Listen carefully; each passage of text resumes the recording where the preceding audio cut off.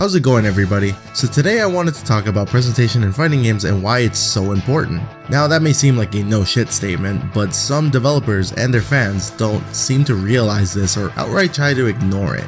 The old adage of graphics don't matter is true in theory, but in practice it's completely false. I feel it's more applicable to older games, but for modern ones, good presentation is a must.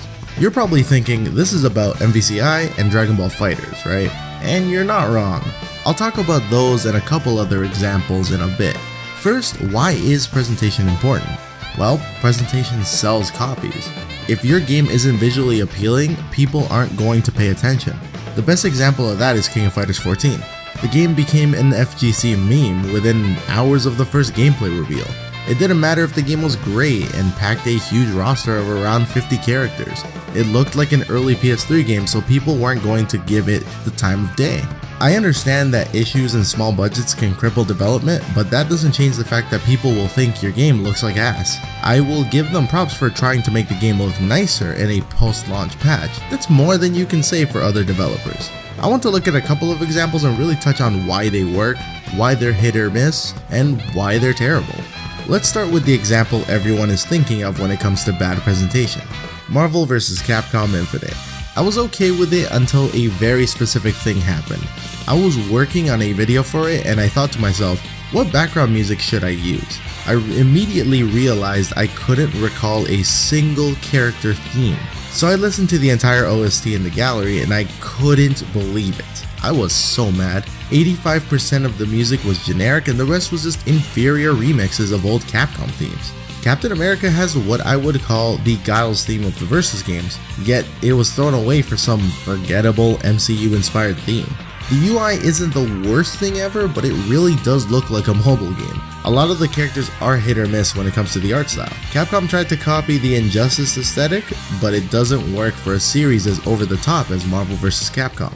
Speaking of Injustice, it has a stellar presentation, but it's not one that will satisfy everyone. The style they go for is really grounded, and while that works for the DC roster of characters, it can often come off as boring. There isn't much to say other than the fact that every piece of it is really well done. Injustice 2 is a huge improvement aesthetically compared to the original. Models are better, it's a bit more colorful, and it retains a lot of what made it stand out, like the stage interactions and transitions. It's hard to deny that real effort went into the presentation. It's cinematic, flashy, and has a unique identity within the fighting game genre.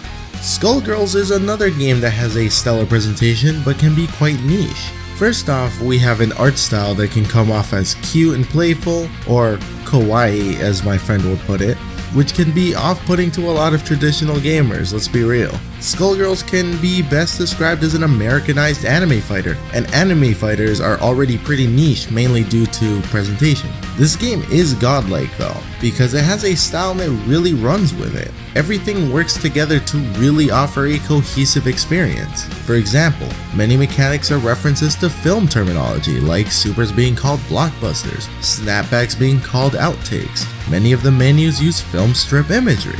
It's really stylized, so it's no shock that this game has become a beloved indie darling. It doesn't hurt that music, visuals, gameplay, they're all on point, so huge shout out to Lab Zero. My second to last example is Street Fighter V. Now I have many thoughts about the game, but there is one I have been pretty vocal about. The UI is kinda bad. When I initially saw the HUD, I remember bringing up how I can't wait to see how it's going to look at launch. Little did I know, I had already seen it. While there isn't much I could point out as being inherently wrong, the presentation felt lacking.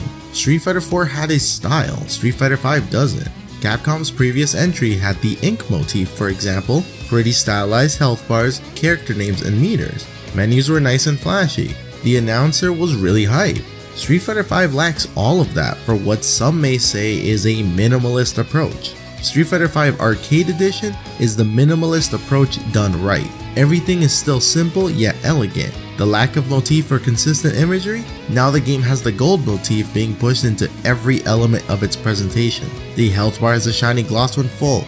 pre-fight and post-fight text now look finished. The KO text has a flash of either red or blue depending on which side won.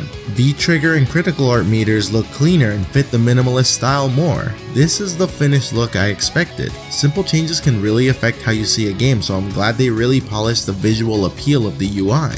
This really feels like a fresh start for this game. I just wish this was the initial product we received. Last but absolutely not least, Dragonball Fighters. Visually, this is one of the most godlike fighting games ever made.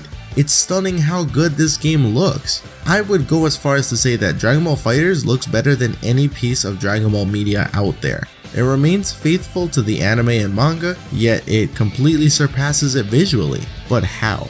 First off, they stick to the style so perfectly that it's immediately eye-catching to anybody that knows about Dragon Ball. HUD elements aren't the most stylized, but they definitely get the job done. Sound effects and font choice are on point. How stylish a reset to neutral is when it doesn't need to be. Attention to detail, something that was first showcased by Arksys in Persona 4 Arena and its update Ultimax, is their greatest asset, and it's why everyone is talking about this game. If you know Dragon Ball, you've at the very least considered picking up this game, even if you think you are trash at fighters.